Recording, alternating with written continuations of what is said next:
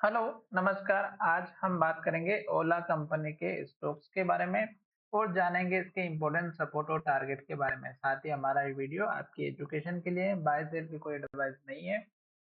फिर भी आप ट्रेड करते हैं तो अपने फाइनेंशियल एडवाइजर से जरूर कंसल्ट कीजिएगा। तो चलिए वीडियो की शुरुआत करते हैं। अगर आप यहाँ पर देखेंगे तो इस स्टॉक्स ने जब लिस्टिंग हुई थी उसके बाद से ही जो है इस स्टॉक को एक बहुत बड़ा पंप दिया था, यानी कि डबल हो चुका था और स्टॉक एक के बाद एक हाई बनाते हुए स्टॉक्स ने जो हाई बनाया वो हमारा 157 रुपए का बनाया।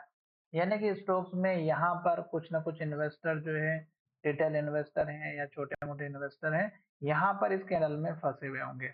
अब जब स्टॉक्स इस हाई को ब्रेक नहीं कर सका तो एक के बाद एक रेड कैंडल और लो बनाते हुए नीचे आया और स्टॉक्स ने यहाँ पर सपोर्ट लिया। और ये जो लेवल है अगर आप इसको देखेंगे तो यहाँ पर भी स्टॉक्स ने लो बनाया था।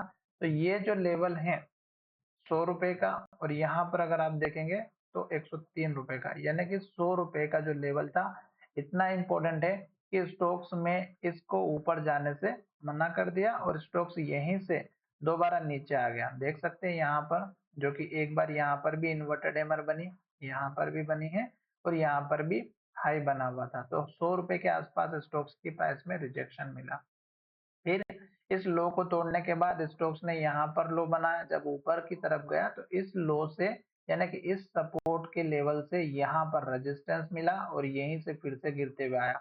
अगर स्टॉक को यहाँ से ऊपर जाना होता तो इस लो के बाद स्टॉक्स ने यहाँ पर हाई बनाया और ये जो लो बनाया है इस लो को मेंटेन करता, जो कि 91 रुपीज के आसपास का है। और दोबारा फिर जब स्टॉक्स के पास आया फिर से 92 का लो बनाया और स्टोक्स ने इस हाई को ब्रेक ना करते हुए लो की तरफ ब्रेक डाउन दिया और स्टोक्स ने फिर से एक के बाद एक रेड कैंडल और लो बनाना स्टार्ट कर दिया। और इस लो के पास आते आते फिर से स्टोक्स ने यहाँ पर ऊपर जाने की कोशिश की और फिर से स्टोक्स में इस इन्वर्टेड हैमर कैंडल का जो हाई था, यानी कि ये जो पुराना वाला लो था, यहाँ से प्राइस को रिजेक्शन मिला और स्टोक्स नीचे आते आते स्टोक्स ने हमारा लास्ट में यहाँ पर लो बनाया जो कि 39 रुपीज का है।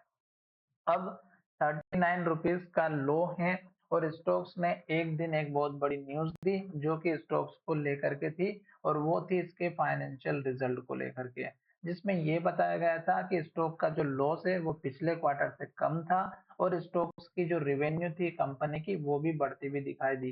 पर स्टॉक्स ऑलरेडी अगर आप देखेंगे तो हर एक क्वार्टर में स्टॉक को लॉस ही हो रहा है और स्टॉक्स ने अभी तक कोई भी प्रॉफिट कंपनी ने नहीं जनरेट किया है। तो बड़े इन्वेस्टर तो शायद इस कंपनी में अभी तक तो कोई इन्वेस्ट नहीं करता होगा, क्योंकि लॉस मेकिंग कंपनी में कोई नहीं करता। अब ये जो न्यूज का असर था ये एक दिन रहा और दूसरे दिन स्टॉक्स ने क्या किया, गिरना स्टार्ट कर दिया। अगर आप यहाँ पर देखेंगे तो स्टॉक्स के ऑलरेडी इंपॉर्टेंट लेवल्स आपको यहाँ पर दिखाई दे रहे होंगे, जो कि इस कैंडल का हाई है, ये है 53 रुपए का।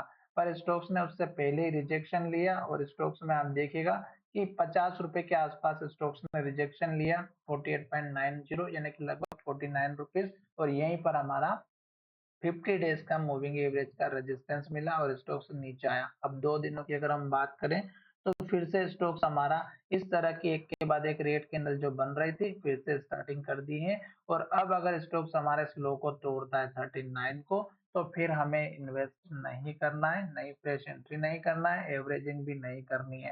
टारगेट की अगर हम बात करें तो सबसे छोटा टारगेट अगर आप देखें तो यहाँ पर देखिएगा इस कैंडल का हाई जो कि 44 रुपए 35 पैसे का है, ये आपको अब टारगेट लेकर के चलना है। थोड़ा सा अगर इंक्रीज कर भी देते हैं तो इस कैंडल के लो तक पहुंच सकते हैं 46 रुपए के आसपास तक।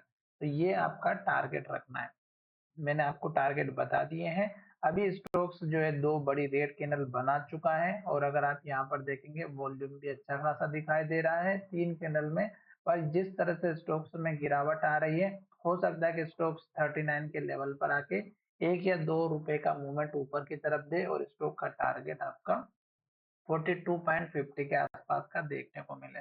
तो आशा करता हूँ कि वीडियो अच्छा लगा होगा। अगर स्टॉक्स हमारा लास्ट के लो को नहीं तोड़ता और यहाँ से फिर से ऊपर जाता है तो आपको फिर इसी कैंडल के हाई का टारगेट, फिर इस कैंडल के हाई का टारगेट, फिर इस कैंडल के हाई का टारगेट, फिर इस कैंडल के लो का टारगेट, फिर इस कैंडल के लो का टारगेट, इस कैंडल के हाई का टारगेट आपको लेकर के चलना है। तो चलिए वीडियो को यहीं विराम करते हैं। आशा करता हूँ कि वीडियो अच्छा लगा होगा और अगर आप ये वीडियो देख रहे हैं तो मुझे डेफिनेटली पता है कि आप कहीं न कहीं किसी न किसी लेवल पर इस स्टॉक्स में फँसे हुए हैं। तो जिस भी लेवल पर फँसे हुए हैं, आप कमेंट करके ज़रूर बताइएगा और जब तक इस स्टॉक्स में एवरेजिंग करने की बिल्कुल ना सोचें, जब तक स्टॉक एक अप ट्रेंड की कंडीशन को सैटिस्फाई ना कर दे। धन्यवाद, मिलेंगे नई वीडियो में।